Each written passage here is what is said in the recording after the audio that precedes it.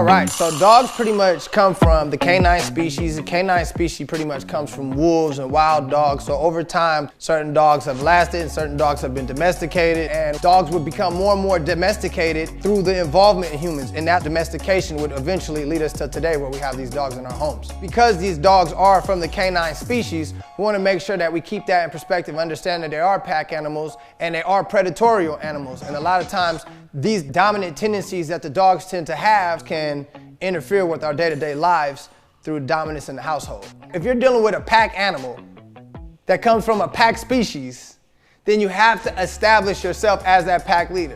And a pack leader is not going to be overly dominant. It doesn't need to do that. All it needs to do is just stay at that respectable level, and pack members actually appreciate that pack leader for being the strength. So if you're having dog problems and the dog is being aggressive with new people and aggressive with the neighbor's dog, then that behavior is just going to snowball every day if it's being reinforced and not being addressed. Now, a lot of times some people will try to say redirect the dog or try to avoid the problem, but that's just like avoiding the bully at school every day. You're gonna face it, okay? So you cannot run away from your problems. You have to make sure that you establish the leadership that you need, and there's times where you're gonna have to make these small corrections to make sure we're appropriately addressing these issues.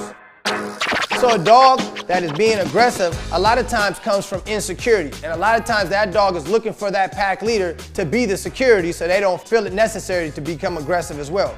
On the flip side, you have dogs that are being dominant and aggressive because it's not being addressed by the higher member. And what's happening is that behavior will start to snowball and create more and more problems. And a lot of times when people are undercorrecting it, they will actually throw gas on the fire and create more of the problem. For example of throwing gas on the fire will be if you ignore the problems or simply just walk away, your dog's gonna walk away successful, and that behavior is gonna continue to persist. So some of the behaviors to watch out for if you're dealing with a dominant dog is a dog that is overly confident, kind of pushes you around, maybe growls at other dogs, maybe kind of mounts up on other dogs when he's in a social setting. A dog that might be a little bit overly dominant with other dogs in play and roughhousing. Those are simple characteristics of, say, a dominant dog. Then you have submissive dogs that are going to be a little insecure. You'll see they're more in an avoidance behavior. Their body language will show that they're a little bit scared and they're trying to get away. And a lot of times it's a fight or flight situation. So if they can't run, they can only fight, and that's when you get the aggression from the nervous behavior.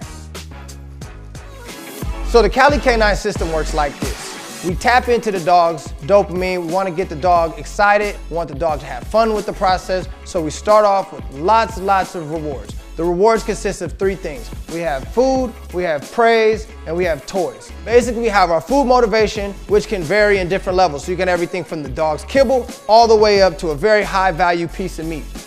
Then you have praise reward. You can simply just, good boy, or you can totally drown them in love, right? So there's different levels of praise. Then you have the toy. You have the toy that you can just let the dog get, or you can make the dog miss a couple times, and then you can throw it. And each one of those levels will create more value for the toy for the dog. So ultimately, the dog is working for its rewards. He really wants what you have, and you're really making the treat valuable every single day. We're going to reinforce the behaviors that we like, and we're going to lure the dog with these different rewards and reward them through sustainment reward as well as release reward. So what that means is when the dog does something, we're going to reward it. And then we're going to tell him there's a termination reward, which allows him to finish the exercise. So a lot of times I see dogs, they'll start the behavior and someone might lure them, but then the dog releases themselves. And the dog pretty much dictates when the exercise is done. So we like to start the behavior as well as conclude the behavior. Then we're going to start proofing the behavior. So when we start teaching the behavior, we're going to teach behaviors like the sit and the down and the stand and the focus. But eventually, dogs need to be proofed, and that means the distractions need to start coming in. So what we need to do is the dog will learn that maintaining focus gets that reward and gets that release reward. And what's going to happen is when the value is there and a dog shall look the other way, you'll simply just give it a marker, no, and then the dog will see that that's not a desired behavior, the focus is a desired behavior, or the sit is a desired behavior, and then we release that. So basically, this is just like going to a class, but until you take your quiz or your test, you don't know if you really know the subject. So the system is all about teaching and then proofing.